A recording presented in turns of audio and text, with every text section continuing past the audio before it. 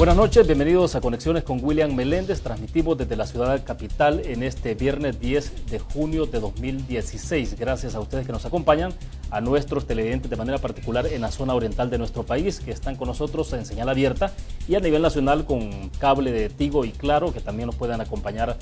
Es un gusto que estén a esta hora de la noche, porque hoy tenemos un programa especial y es hacer un análisis, una reflexión sobre los temas más importantes de la coyuntura de la semana. No estamos hablando de 15 días o un mes, sino durante la semana lo que ha ocurrido más importante, lo que está puesto en agenda en los medios de comunicación, en el análisis de los académicos, en el análisis en las universidades, en el análisis de la gente de a pie que anda en el bus. Y esos temas queremos ponerlos en agenda. Están con nosotros en nuestros estudios Ulises del Dios Guzmán, ex magistrado de la Corte Suprema de Justicia, también obviamente dedicado a la parte de la Liti, Buffet, ¿no?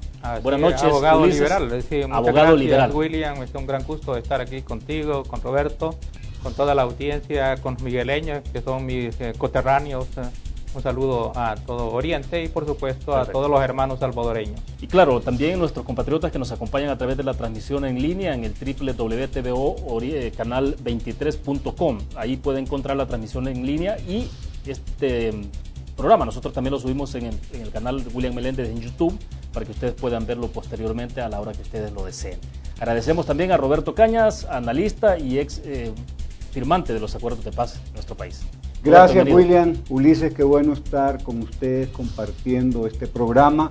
El viernes ya nos da oportunidad de ver qué sucedió en la semana y poder hacer valoraciones que les permitan a los que nos están viendo formarse su propia opinión a partir de que podamos conversar hoy. Y bajo el entendido que ustedes tienen opiniones distintas, ¿no? Y esa es la idea, el contraste de las opiniones, el contraste de las ideas. Magnífico, o sea, eso es magnífico. Exactamente. Entonces, me alegro mucho que pensemos diferentes, porque si pensáramos igual estaríamos bien fregados. Uniformados no se puede.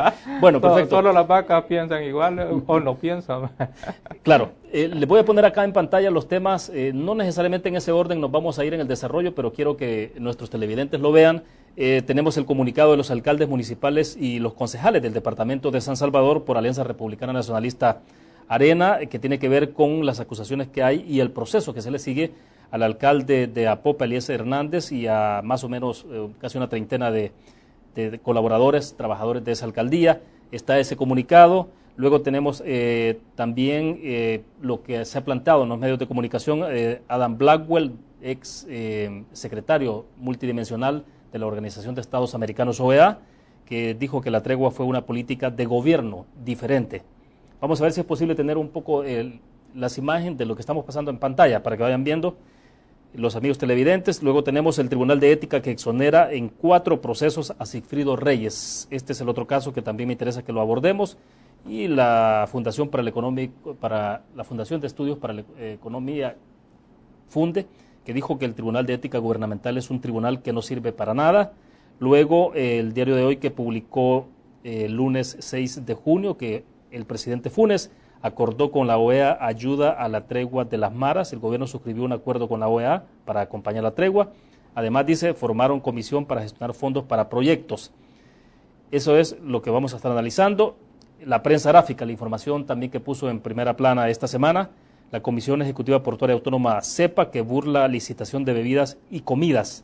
El gobierno y policía que pagaron salarios y viáticos a oficiales de la Policía Nacional Civil para negociar la tregua, tiene que ver con el tema inicial con el que abríamos este momento. Y también otra información de la prensa gráfica que dice que floja defensa de CEPA por gasto en bebidas embriagantes. Ahí está la información en detalle.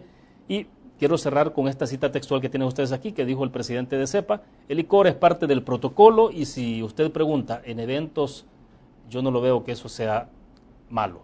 Eso es lo que ha dicho él. Bastante sencillo, se escucha, pero es mucho más complejo, porque desde luego una copa de vino tiene que ver con el pago de dinero que es de parte de todos los contribuyentes, de usted y de nosotros. Bueno, comenzamos entonces con el tema, ¿les parece? Vamos con el tema de tregua entre pandillas, la captura del alcalde de Apopa. Ulises, rápidamente, ¿qué implicaciones, qué significa esto? Bueno, dos cosas. Diferenciar, en mi opinión, lo que es la que creo que fue una política gubernamental, la tregua entre pandillas, y la posición del gobierno en ese punto, de lo que es el caso del alcalde de Apopa. Solo comenzaría diciendo de que el caso del alcalde de Apopa no es que esté propiamente inserto como parte de la tregua entre pandillas. Podría ser que tenga su partida de nacimiento. Hay quien lo remite esto a los municipios libres de violencia, ¿se recuerda? Los municipios bueno, santuarios. habían varios, por eso digo. Exactamente. Y justamente por eso acabo de decir que podría tener su partida de nacimiento ahí, pero no es propiamente el punto, porque lo que está ahí en discusión no es propiamente el punto de la tregua, sino que más bien sí la pandilla logró penetrar y absorber, digamos, a la comuna y particularmente al alcalde, que sería el punto más bien en discusión ahí.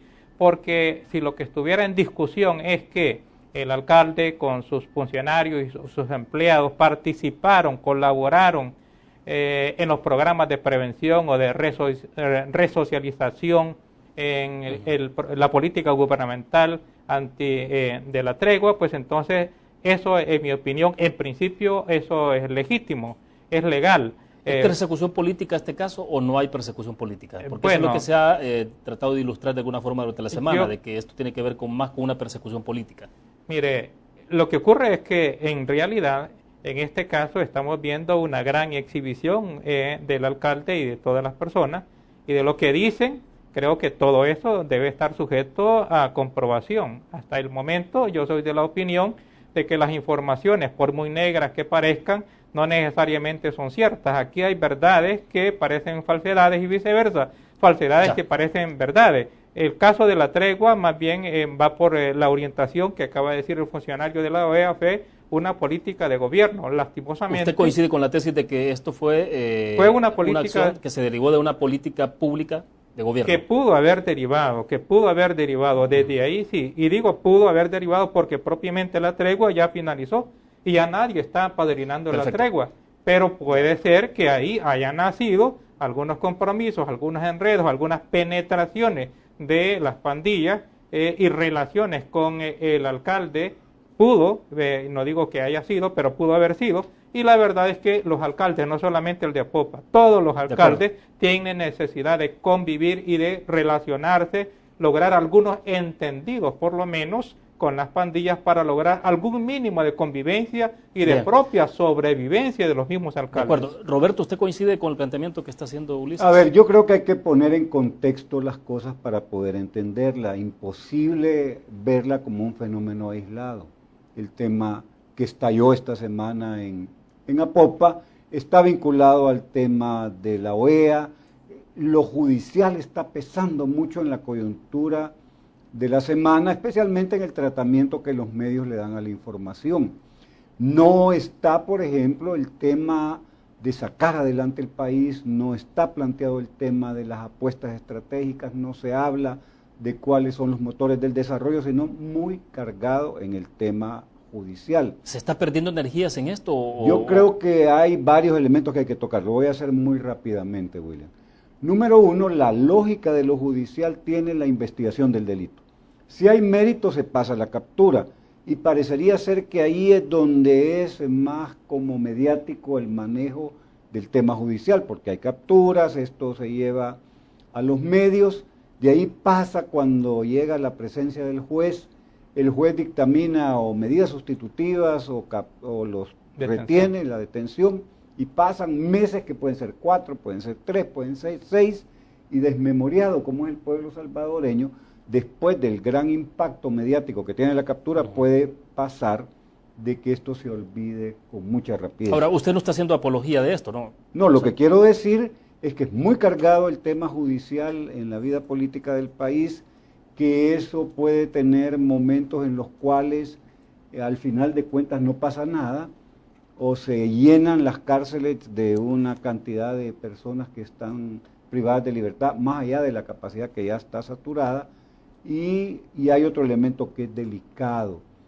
Cuando se habla de que esto es un show político, porque eso es ningunear de entrada la labor constitucional de investigación del delito que tiene la Fiscalía. Ahora, y a propósito de esto, Roberto, quiero leerle rápidamente parte de los párrafos. Ayer se lo leíamos a Ernesto Mason del Partido Arena también sobre este comunicado que sacaron los alcaldes del Partido Arena, y ese que tenemos en este momento en pantalla. Una nota ahí, porque tiene sentido y coincidencia con lo que Al alcalde lo capturaron por supuestamente atribuirle delito de amenazas en un día. Al día siguiente ya no era delito de amenazas, eran otros delitos. Realmente ese tipo de acciones y ese tipo de cambios en las imputaciones es algo sospechoso.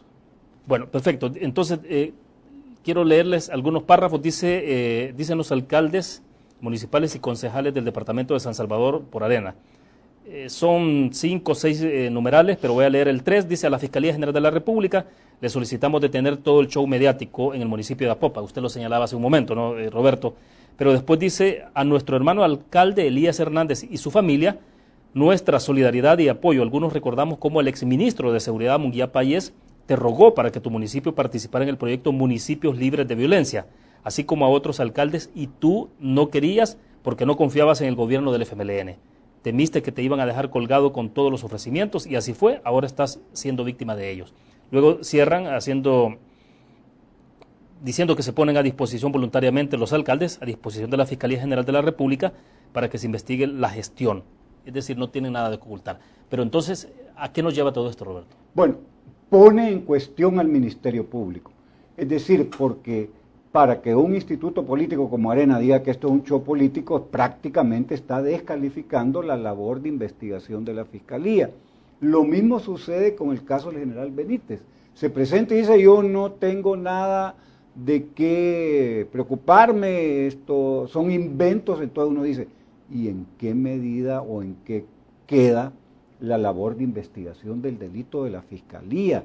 Si Arena está diciendo que es show político y el general Benítez se presenta porque dice que todo es falso.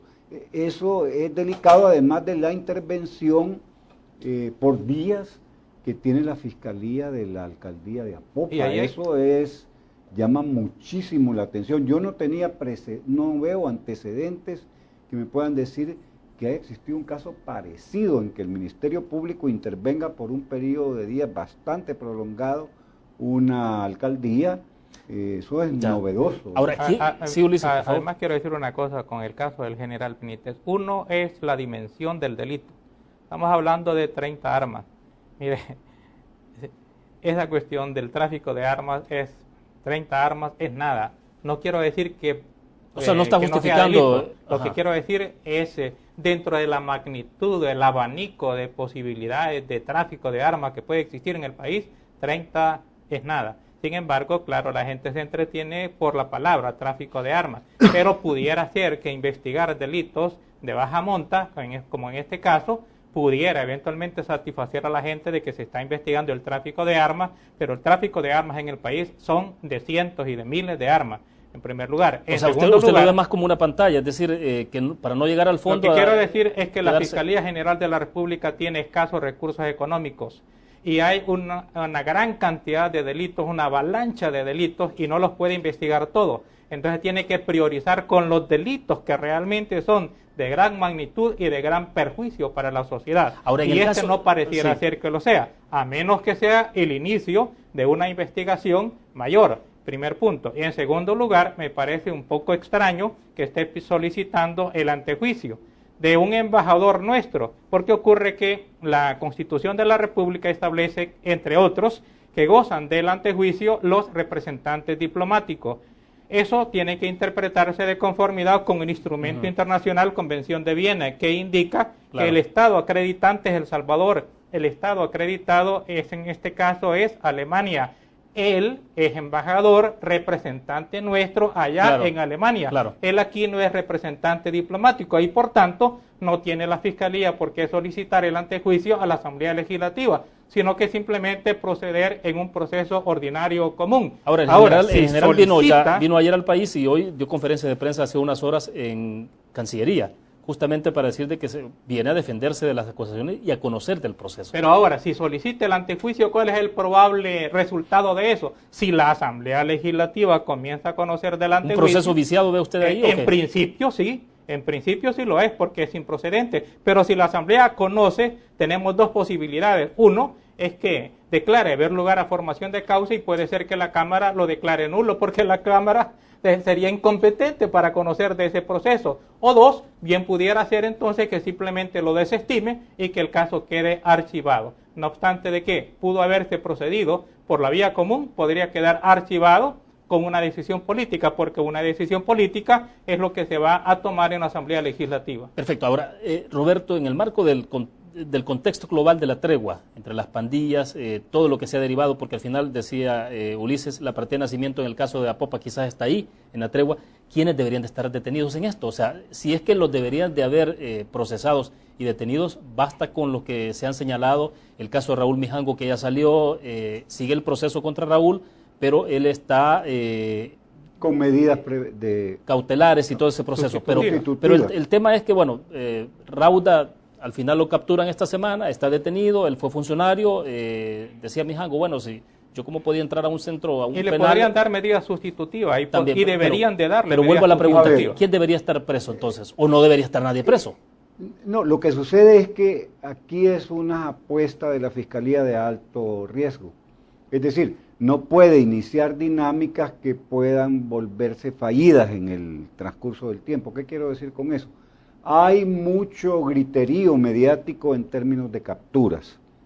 Estas capturas se presentan ya ante el juez y ahí empieza la fortaleza o no de la prueba, del carácter investigativo que pueda llevar a tecnicismos jurídicos, que hagan que al final de cuentas o no se pueda probar el delito porque la robustez de la prueba no es suficiente, o porque hay otro tipo de tecnicismo, o porque al final de cuentas hay delitos que ya prescribieron. Y entonces esto termina en que no hay condenas de los que están capturados, porque no se puede probar el delito, porque hay tecnicismos jurídicos, por lo que sea, y además hay dos niveles, los que dan las órdenes y los que son operativos que obedecen las órdenes. Lo que estamos viendo en este momento son los operativos. Estamos en ese nivel. Es decir, algo así como los autores intelectuales no están acá. En el caso del general Benítez, en la escuela militar hay un lema que domina hasta en las mantas y las vallas que hay en la escuela militar. Para saber mandar hay que saber obedecer. ¿Qué quiere decir eso? Que la obediencia es el aspecto como más privilegiado en la casta militar. Entonces el general Benítez, haga lo que haya hecho, no lo ha hecho mutuo propio. Él responde a una jerarquía militar de la cual depende, no se manda solo, no es macho sin dueño, no es absoluto. Entonces, yo pienso de que exista un delito por uno, es que si nos ponemos vis a vis en eso, entonces, no hay problema si es un homicidio, si son 20, 30 diarios, entonces sí es problema. Hay problema si hay delito, sea uno, claro, la gravedad del delito es mayor si la cuantía es mayor, obvio, pero no se puede decir, es que no hay tanto problema porque es uno, o son 10, o son 30, si son miles, no. Hay uno, es delito, y depende del nivel jerárquico de lo que... Mira, solo rápidamente te digo, para mí la tregua es una política gubernamental, de gobierno, no de Estado, de gobierno. Y todo gobernante tiene el derecho y el deber de tener una política gubernamental para los principales problemas del país. Esa fue la política. Pero nadie quiere reconocer el ICO, y esto desde hace rato nadie lo quiere reconocer. Aunque no lo hayan reconocido ahora, pero recordemos que en el pasado, cuando se desplomaron los homicidios de 14 a 5 a 6, sí sacaron la cara y decían que esa era la política del gobierno y ellos se atribuían el éxito de haber desplomado los homicidios en primer lugar. Que fue cuando vimos a este señor Adam Blackwell, que lo tenemos aquí en pantalla. Es ¿no? Lo mismo que está diciendo el representante de la ONU. Él no pudo haber venido por iniciativa propia, ni siquiera por invitación de los pandilleros, señores. Tuvo que haber venido en el entendido de que venía de acuerdo con el gobierno.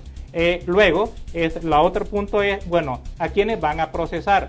Pues como es una política de gobierno, en principio no deben de procesar a nadie, porque todo gobernante tiene derecho a tenerla independientemente de que tenga éxito o fracaso. Pero es que también hubo ciertos ilícitos, ¿no? O sea, se violentó procedimientos. Esa es cosa diferente. Sí, en la actuación, en la realización de la política, en este caso de la tregua, realizan actividades ilícitas, entonces es cosa distinta. Pero aquí hay una falla de origen que hay que tomar en cuenta. ¿De dónde nace? Esa visión unidimensional de querer sostener que la política pública de seguridad va bien si los homicidios disminuyen y entonces si solamente los pandilleros son los delincuentes. Y aquí no hay ni solo homicidios como delitos, ni solo pandilleros como delincuentes. Déjame terminar la idea. Bien. Entonces, esa visión unidimensional, que es una falla de origen en el análisis de la delincuencia en el país, tiene graves consecuencias, porque aquí hay, además de los pandilleros, hay narcotraficantes, hay gente que está en el crimen organizado, hay gente que lava dinero, y además del delito del homicidio, pues hay hurtos, hay robos, hay blanqueo de dinero, hay trata de personas. Bien. Entonces, venir a reducir que todo está bien si los homicidios han bajado y todo está mal si los homicidios suben, es muy limitado como elemento de análisis. Bien, cerrémoslo acá, solo señalo, eso es una reducción y una distorsión, porque en realidad en la actividad de las pandillas, los homicidios son el delito instrumento y las extorsiones son el delito fin. La finalidad es propiamente la extorsión, de modo tal que si se desploman los homicidios, pero continúan igual las extorsiones, no se está haciendo nada, señores. Y en segundo lugar, esos delitos que se les están atribuyendo a estas personas, vayámonos directamente al caso de Nelson Rauda,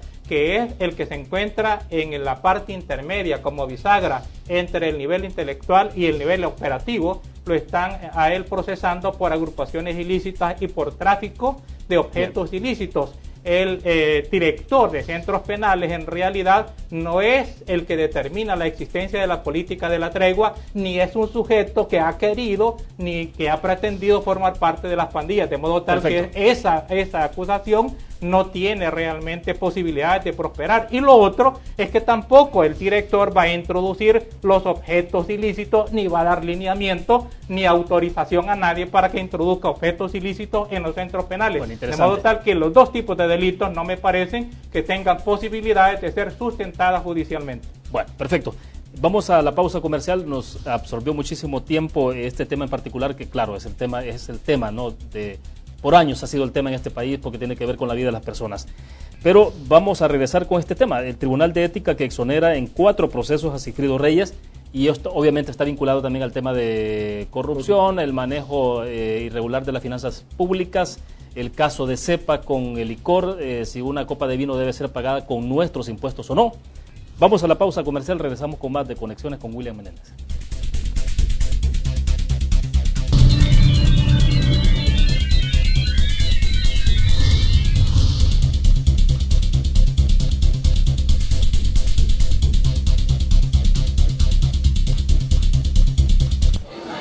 El pollo y el huevo han formado parte de tu vida.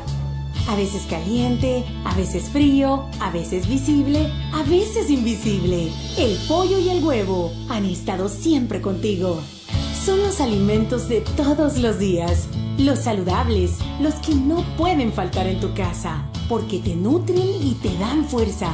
Aves, 60 años. Pollo y huevo, todos.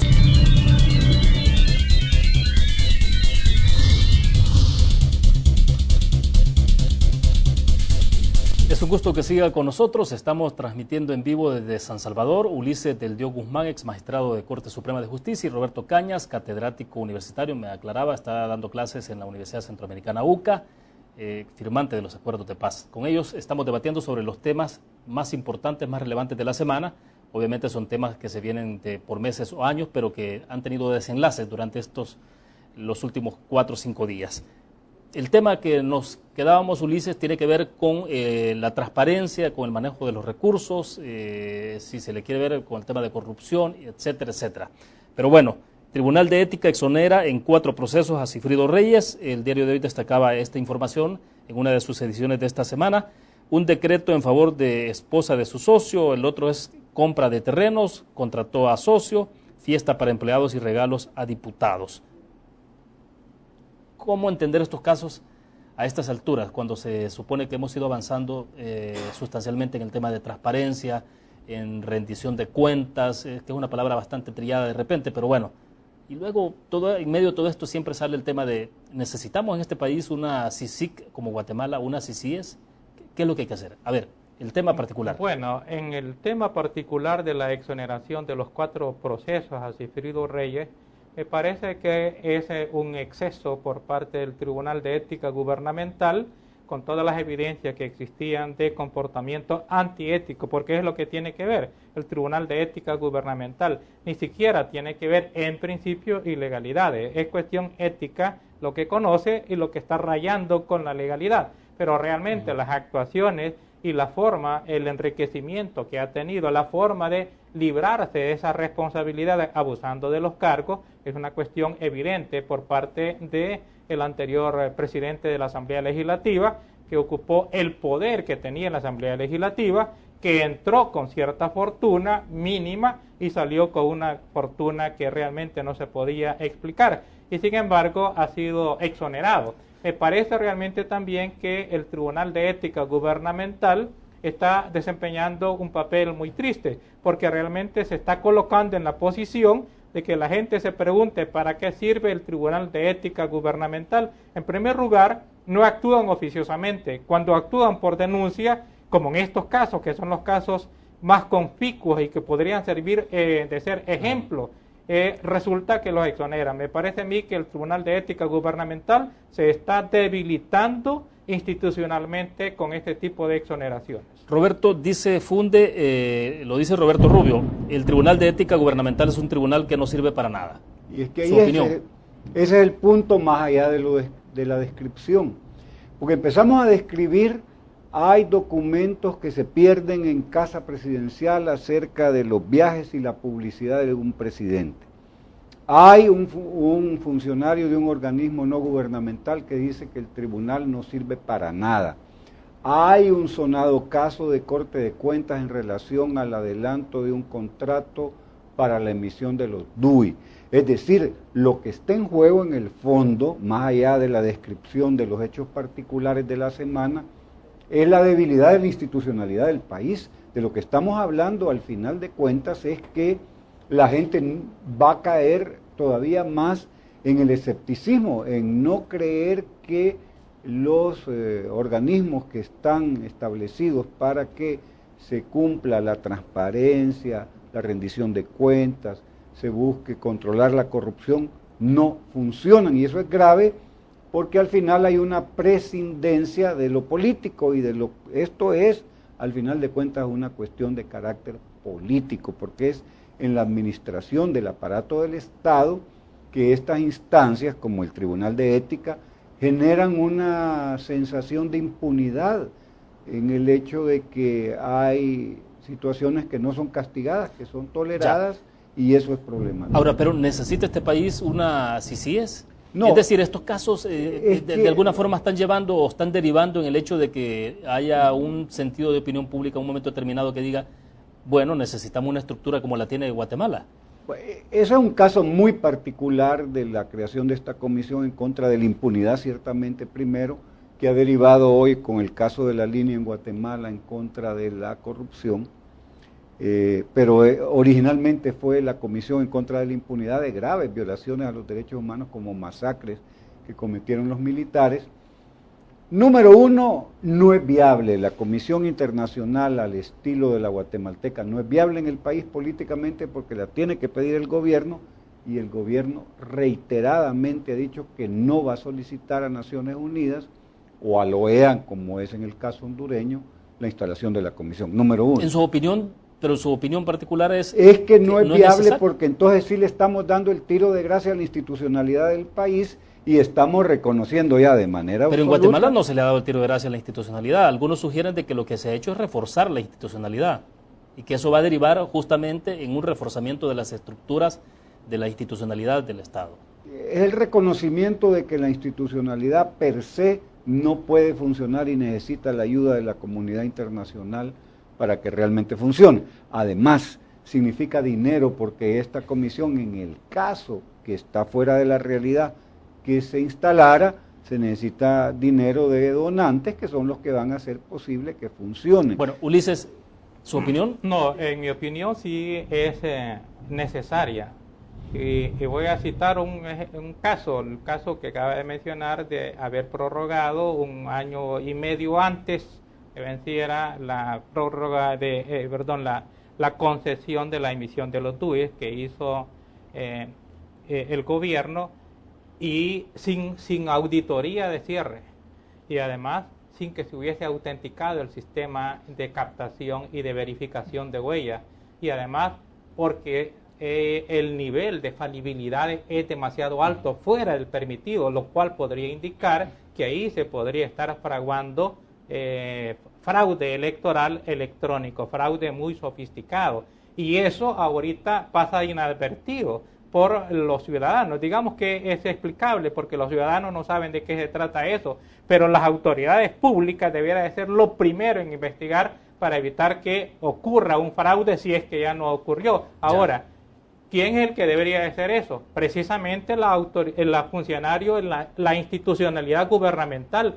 pero la institucionalidad gubernamental se ve que es incapaz de poder hacer ese tipo de investigaciones, en donde pudieran haber falsedades y fraudes también y otro tipo de delito. Entonces, en estos casos en los cuales la institucionalidad no puede investigar esos hechos porque el mismo poder político la detiene, la única forma de hacerlo es a través de un auxilio del poder internacional para que refuerce y obligue a la institucionalidad a hacer esas investigaciones para que usted, no puede hacer. Y eso no es golpe de Estado, desestabilización, es decir, porque esos son los argumentos no que se han es ningún esgrimido. golpe de Estado, al contrario, es peor que esté la institucionalidad con la incompetencia o la incapacidad de poder investigar los delitos que se pueden cometer al interior del poder político, porque entonces es dejar en impunidad precisamente y una especie de burla del poder político que cometen los políticos e impide ser investigada. Eso es peor, es preferible la ayuda de la comunidad internacional para que romper precisamente el escudo que tiene el gobierno y que impide que se investiguen los delitos que eventualmente se pueden cometer en su interior. O sea, la clase política convertida en un dique de contención, es un dique de contención, a la transparencia y a la... Así es que el poder político es tan grande, es tan fuerte, que puede detener cualquier investigación, y eso es justamente lo que está ocurriendo. Roberto. Es como determinar que la comunidad internacional es neutra y no va a inclinar de acuerdo al poder que le pueda establecer el hecho de financiar la comisión, qué cosas son dentro de los países que financian la comisión, qué es lo que interesa investigar. En Guatemala fue muy claro, era una cuestión de las aduanas donde había un proceso de la llamada línea que hacía un enriquecimiento ilícito. O sea, es una fantasía política pensar que la comunidad internacional es un ente que no tiene intereses particulares y que el que financia, en términos más directos, pues el que paga el mariachi pide la canción. Entonces, esto es muy diferente, Roberto, perdone, es muy diferente, claro, salvando las distancias, pero cuando viene la ONUSAL a El Salvador, cuando se involucra Naciones Unidas en el tema del pasado conflicto armado, hay que salvar las distancias y hay que hacerlo, pero en ese caso, ¿por qué no se llamaba intervencionismo a la participación de Naciones Unidas? ¿Por qué se clamaba la participación de países extranjeros en el conflicto armado? Porque el cumplimiento de los acuerdos era muy débil, la confianza que existía entre las partes. No estamos hablando de una circunstancia parecida en este momento. No tiene nada que ver, o sea, yo creo que es complicado, muy forzado. Es como decir que el proceso de paz de las pandillas era igual que el proceso de paz de Chapultepec, que terminó con un conflicto de más de 22 años. O sea, no tiene punto de comparación. Aquí lo que estamos buscando es una comisión internacional que busque investigar la corrupción. Si de eso estamos hablando, ¿qué tiene que ver eso con el hecho de firmar la paz para terminar con un conflicto armado que duró 22 años? Yo no le veo punto de comparación. Es muy burdo tratar de comparar. En este caso, la participación de los que financien la Comisión Internacional van a determinar que dentro de lo que hay que investigar hay que ponerle atención. Perfecto. Cerremos el tema, Ulises, y nos vamos a la pausa comercial. Justamente para regresar al cierre. En el caso de los acuerdos de paz hubo necesidad de solicitar la intervención de la ONU precisamente porque no se confiaba en la institucionalidad nacional. Eso es justamente lo que está pasando en este momento. No se confía en la institucionalidad nacional en los dos extremos, en el ente investigador y acusador que tenga la capacidad de investigar los delitos que deben investigar, particularmente los que afectan o los que se cometen al interior de la esfera gubernamental, y por otro lado el poder que tiene la esfera gubernamental de armar un escudo con relación a ciertos delitos que no quiere que se investigue. Y pongo otro ejemplo de los que aquí se han mencionado. ¿Cómo es eso de que desaparecen los datos con relación a los viajes del expresidente, ¿cómo se llama? Mauricio Funes, que dicen que son 80 viajes, y eso sí está verificado, 80 viajes, y no hay información en Casa Presidencial, no hay información en el Ministerio de Hacienda, no hay información en la Dirección de Migración. ¿Qué es eso? ¿Qué es lo que están encubriendo? ¿Por qué es tan importante esconder esa información? Porque probablemente de esos 80 viajes se dan 6 meses que estuvo el expresidente afuera, y eso inhabilitaba al actual presidente a ser candidato, así como también lo inhabilitaría para ser presidente de la República. Y eso es algo que lo están conteniendo ¿en base a qué? A la manipulación de las instituciones, ahora, cerrando información, pero no hay una desapareciendo la información. Pero no hay en esto una reacción natural. Digo, si yo soy gobierno, aceptar un organismo transnacional, digamos, o internacional, supone reconocer que hay un Estado fallido o algo por el estilo. Es natural que así sea, y es natural que no lo quieran reconocer, es natural que no lo van a reconocer, pero se pueden escudar porque la institucionalidad salvadoreña, porque la opinión pública, porque la sociedad no ejerce la presión suficiente sobre el gobierno. Bueno, cerramos el punto, regresamos. Roberto, si hay una opinión para adicional, pues la tenemos, pero... Hay que estar hablando fuera de la realidad, porque eso no es viable políticamente. Ampliamos después de la pausa. Pues sí, no, pero es que el arte de la política es el arte de lo real. No, pero aquí también lo combinamos con el deber ser. El deber ser no existe en términos de política. El deber ser siempre existe y es la orientación de la política, y por eso es que la política se puede calificar como una política sucia o una política limpia, en base a qué, al parámetro del deber ser. Bueno, perfecto, vamos a regresar. CEPA burla licitación en el tema de bebidas y comidas, cerca de $5,000 dedicados a la compra de vinos, otro tipo de licores. Regresamos con esta información que nos dio a conocer la prensa gráfica esta semana. Vamos a la pausa, regresamos.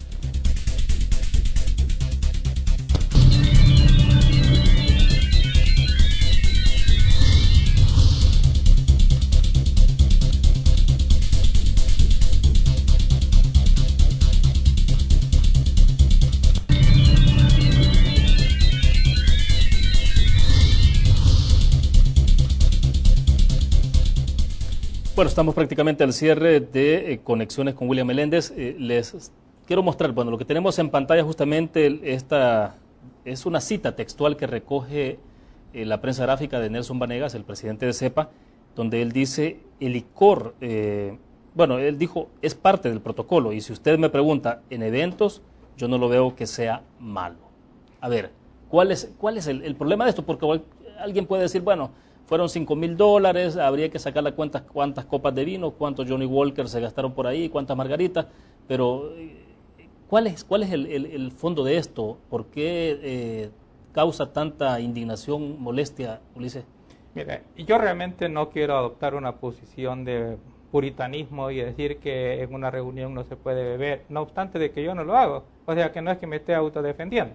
Bueno, pero una cosa es que usted se lo gaste de su bolsillo, es decir... A eso voy, o sea, justamente. Creo que en una reunión eso cualquiera lo hace y cualquiera lo puede hacer, solo que hoy con más cuidado, por esa cuestión de la conducción peligrosa. Pero en este caso en particular estamos hablando de una institución que, aunque el presidente de CEPA diga que es de características empresariales, ocurre que no es su empresa personal, es una empresa del gobierno. De modo tal que esos dineros con los cuales él se da ciertos lujos, incluyendo los licores, es realmente algo que lo está pagando el pueblo salvadoreño. Por eso es que esto es discutible y esto es reprochable, porque no es su empresa particular. Además, la forma en que él supuestamente se ha defendido realmente no necesita quien lo acuse. Él solo realmente se está reprobando, porque habla de porcentaje versus lo que significa el presupuesto versus lo que ha gastado. Esa comparación es absurda, señores, Bueno, pero se hizo acompañar en la conferencia de prensa de los empleados, de directivos de CEPA. Es una humillación para los empleados. ¿Qué mensaje, es una humillación. ¿Qué mensaje se percibió desde el otro lado? Es que él es débil, porque si él siente que el argumento es fuerte y convincente, no necesita llegar con todos los empleados para que le acompañen. Si llega con los empleados pretendiendo hacer que nosotros, el pueblo salvadoreño, le creamos que tiene respaldo de los empleados para comenzar, tenga o no tenga el respaldo de los empleados, eso no nos importa a los salvadoreños o a la sociedad salvadoreña, en primer lugar. Y en segundo lugar, no creo que nadie le crea que esos empleados están ahí porque lo quieren apoyar. ¿Cómo van a creer que los empleados van a llegar a apoyar a su jefecito porque han dado bebiéndose el dinero de toda la sociedad salvadoreña? Es un absurdo y es una persona realmente que tratando de defenderse se ha realmente acusado él solo. No necesita que lo acusen, él solo se ha acusado. La conducta de este funcionario de la autónoma de la que estamos hablando es absolutamente impresentable y es inaceptable el tipo de argumentos que ocupa. Pero hay que ir más allá de la puramente descripción del comportamiento de este sujeto. En el fondo lo que hay es una indigencia. Es miserable el nivel del análisis y de la discusión de los asuntos políticos en el país, porque lo que deberíamos de estar discutiendo es cómo creamos más empleo, cómo mejoramos la educación, cómo mejoramos la salud, cómo sacamos de la pobreza al país. Entonces, cuando todo el ámbito de la discusión es alrededor de cómo un tipo ocupa el dinero público para financiar eventos en los cuales el licor y las viandas son lo determinante, uno dice, estamos mal, el país anda mal, porque es miserable el nivel de la discusión política, porque eso no va a sacar adelante el país. Aquí tendríamos que estar discutiendo cuáles son las apuestas estratégicas, cuáles son los motores del desarrollo, cómo vamos a superar la pobreza, qué medidas vamos a crear para generar más empleo, mejor educación, para que la gente no se tenga que ir. Esos no son los temas que hemos estado Ahora, usted no está sugiriendo que estos temas no se pongan en la agenda. No, pero condenarlos y pasar a lo fundamental, es decir, por supuesto que hay no que... distraerse. O sea, como comencé, es impresentable, absolutamente inaceptable el comportamiento de este caballero, que además es una burla porque cree que la población se chupa el dedo y que los argumentos que está utilizando van a ser creíbles. Entonces él está equivocado rotundamente, pues, al pensar de que con ese tipo de argumentación alguien le va a creer y le va a aceptar la justificación que tiene. Pero de esto deberíamos de pasar rápido para entrar a los problemas de país. Eso es lo que a mí me angustia en términos del Estado, de lo que cuenta en el debate público y bueno, de perfecto. lo que ocupa el tiempo de los funcionarios. A ver, y como se nos está yendo el tiempo, prácticamente nos quedan unos 3 minutos, 4 minutos. Hay un tema que de alguna forma lo abordamos al principio, pero no lo hemos profundizado y tampoco pretendo que se profundice en 4 minutos, pero elección del Consejo Ejecutivo Nacional del Partido Arena, sobre todo la figura del presidente, está prevista más o menos para septiembre, la fecha exacta no la tenemos, pero está ese proceso. ¿Cómo les pinta a ustedes qué implicaciones puede tener para el Partido Arena este proceso de elección, sobre todo que van a un proceso eleccionario que tiene que ver con voto secreto, primarias? Bueno, te voy a decir que me parece que es importante, pero no solamente para el Partido Arena, es importante para el país, porque el país necesita un buen gobierno y el partido oficial necesita una buena oposición fuerte, pero una oposición sensata, propositiva, orientada. Si no hay oposición de ese tipo, propositiva, fuerte, constructiva, pues entonces el gobierno se desenfrena. Y eso es lo que está pasando en este momento. El gobierno ha dejado de tener oposición. Y esa oposición, Arena no está haciendo ese papel de oposición no en este momento. el papel de oposición inteligente, propositiva, orientadora que debe de hacer. Porque hasta donde yo veo, prácticamente ese papel pareciera ser que solamente Arena lo puede realizar, porque los otros partidos intermedios más bien están cogobernando con el partido oficial. Entonces, la parte relativa a la dirección del partido, a la conducción del partido, no solamente es importante para el partido mismo y para la sobrevivencia del partido. y necesita este partido tener éxito, democratizar y al mismo tiempo no solamente democratizarse internamente, sino que salir fortalecido con posibilidades al mismo tiempo de que esa fortaleza interna de partido le dé dirección, le dé cohesión, termine con las diferencias, con las contradicciones internas y que al mismo tiempo le habilite para tener posibilidades de ganar las siguientes elecciones. Roberto, esto puede ser, lo que está viviendo el Partido Arena puede ser una cuestión muy pasajera, muy coyuntural, parte de una transición, como algunos dirigentes de Arena lo señalan. El cálculo político es que todo lo que suceda lejano al momento de la votación no tiene costo político. Entonces, como los márgenes de los tiempos políticos todavía dan, podría ser que esto lleguen a resolverlo de la manera en que lo resuelvan, que para mí tiene un determinante fundamental. En la forma en que se dirigen los partidos políticos en El Salvador, el dinero es el elemento que hace que las cosas sucedan. Los partidos tienen patrocinadores y el patrocinador con su dinero determina cómo se va a hacer la gestión del partido. Es evidente, es inocultable que el Partido Arena tiene una crisis interna que ya desborda la pura discusión privada. Está en los medios, es notorio que hay distintas posiciones. Pero ¿qué es lo que va a alinear al final de cuentas al partido y va a decidir quién va a gobernar ese instituto político? Va a ser los que son los patrocinadores, que es un tema no resuelto en la vida política del país, porque no se quiere resolver el problema del financiamiento privado de los partidos ni de las campañas electorales, y mientras eso no se resuelva no hay democracia que se pueda sostener.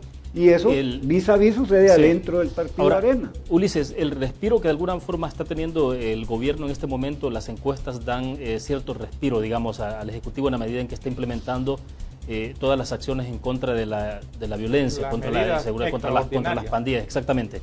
Eso puede ser muy momentáneo, porque en el país las encuestas han mostrado que los dos temas principales presentes en la población es, si no es economía, es el tema de seguridad pública. Hoy por hoy es seguridad pública, desde luego.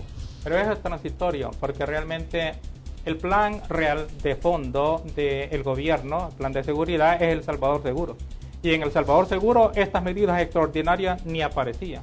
Esto apareció hace 2 meses, de modo tal que lo que ahora se presenta como gran éxito, en el fondo es una cuestión circunstancial, accidental, y que no tiene viabilidad, porque no tiene sustentabilidad, dado que estas medidas para comenzar no eran ni siquiera necesarias, las legislativas, para que se pudiera hacer todo lo que se está haciendo, porque la diferencia está simplemente que ahora están accionando en el terreno, y eso lo pudieron haber hecho con o sin medidas legislativas.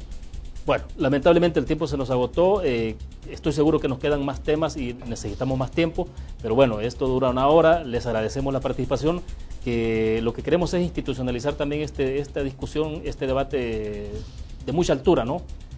Todos los viernes, que puedan entonces acompañarnos acá en nuestros estudios en San Salvador. Ulises, bueno, muchas gracias, William, y es un gran gusto estar con Roberto. A mí me gusta discutir con Roberto porque es un hombre inteligente y me gusta que piense diferente, porque es bueno que haya... De eso se trata justamente, que haya, digamos, confrontación de las ideas en el buen sentido de la palabra. Gracias, Roberto. Igualmente, que viva la diferencia, dicen los franceses. Bueno, perfecto. Terminamos entonces, mientras llueve en San Salvador, terminamos Conexiones con William Meléndez. Nos vamos a ver el próximo miércoles. Les recuerdo a ustedes, estamos miércoles, jueves y viernes, 8 en punto de la noche, con los temas más importantes de la coyuntura. Gracias por su fiel sintonía. Que descansen.